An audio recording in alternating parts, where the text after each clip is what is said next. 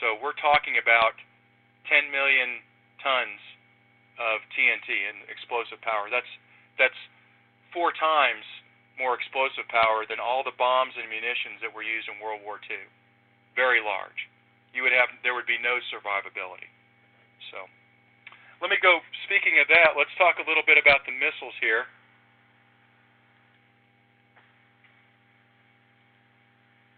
I'm going to place these missiles here and talk a little bit about the generation of the missiles. The first one here is this was the Atlas. Those of you that are at in Missouri there at Chilhowie, this was one of the missiles that was in the ground there, close by. This was liquid fueled. This missile went on alert in the late 1950s. Very dangerous. It was filled with, like I said, liquid propellant, liquid oxygen. There were some horrific explosions. A lot of people killed. It took about 3 hours to prepare this to launch it. By that time, 3 hours in a nuclear war, the war is over. The follow-on to that, and this was also in Missouri, was the Titan. A little better. Didn't require as much preparation time. Both of these systems, though, were very manpower intensive, and this was in the late 50s as well, early 60s, prior to Minuteman.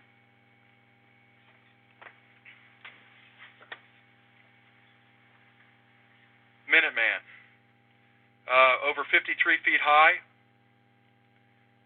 2-person crew, solid rocket motor, solid rocket booster, almost a true turnkey capability. These could be launched within minutes.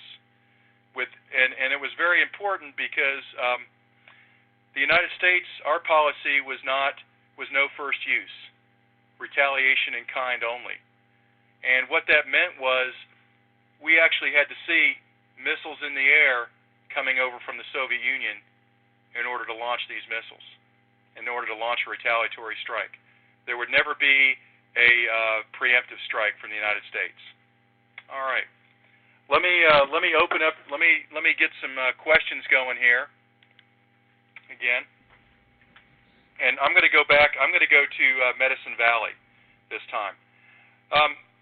Just think here for a minute. We're a democracy, pretty close to democracy. I know some people can argue that different times. It's kind of ebbed and flow in politics and that, and our leadership.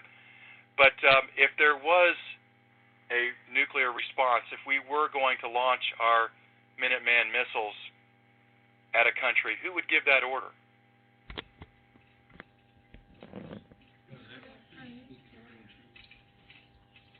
They're guessing the president. Where would that order?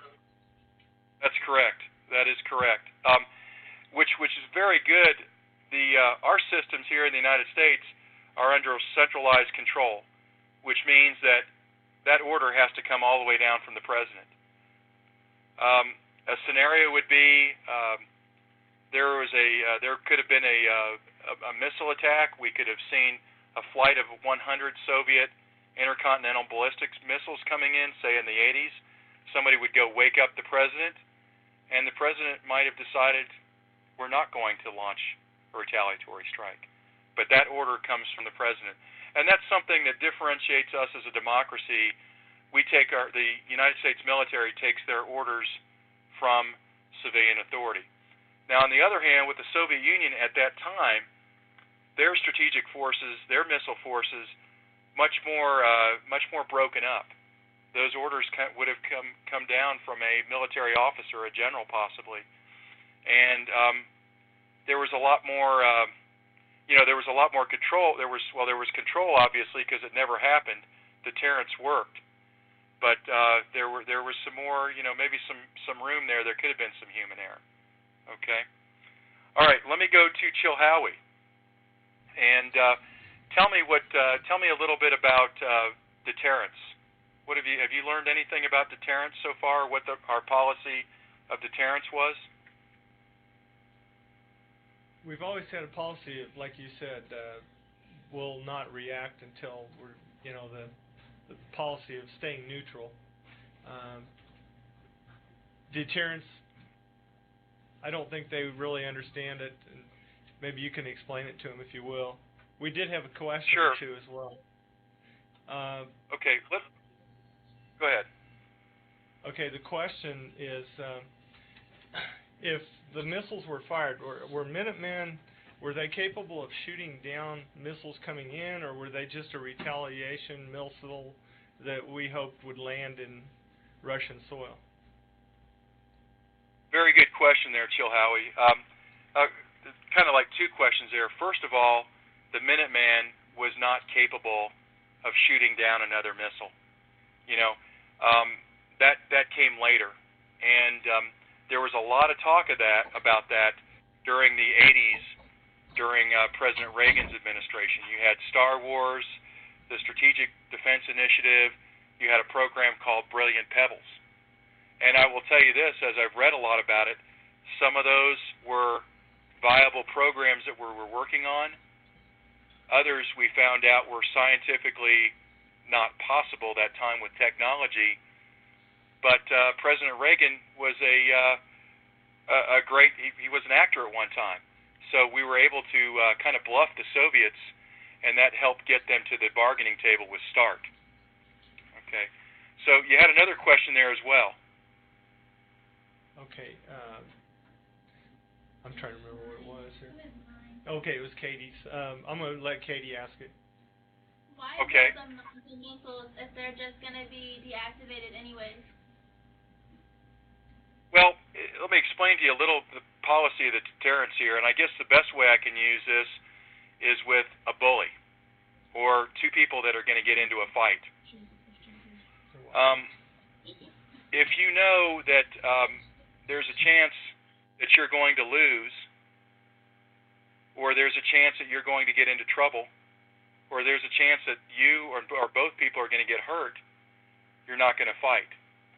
That was the concept of deterrence. And I understand that. Now I'm going to use another word here. For that to work, both governments have to be rational. Both governments have to realize that life as we know it would cease to exist. It would stop. You all, students, would not be here today if there had been a nuclear war, if there had been a Third World War. Now, there were a lot of proxy wars, as your teacher can tell you. The Soviets were in Afghanistan before we were, long ago. There was Vietnam. The Soviet Union with Cuba invaded Angola. They invaded Ethiopia. There were a lot of, both sides were using other countries to fight, small wars, things like that. But the thought of mutually assured destruction, nuclear warfare, deterred both sides from getting into a shooting war. That's why we called it the Cold War, because they actually did not, it wasn't a hot war. They didn't shoot at each other. Did that answer your question there? Yes. Okay. All right. I'm going to go to Strasbourg, and I've got a question for you about the Cold War. And Strasbourg, why don't you tell me, and you teachers help me out here. There'll be a couple different answers to that. How does the Cold War begin? Well, it started after World War II when both Russia and the United States emerged as superpowers, and they just wanted to be better than the other one. Okay. Well, one of the students here, tell me what you think, what you studied in history. Give me some events that may have started the Cold War. We got the end of World War II. You got any others? Nuclear weapons.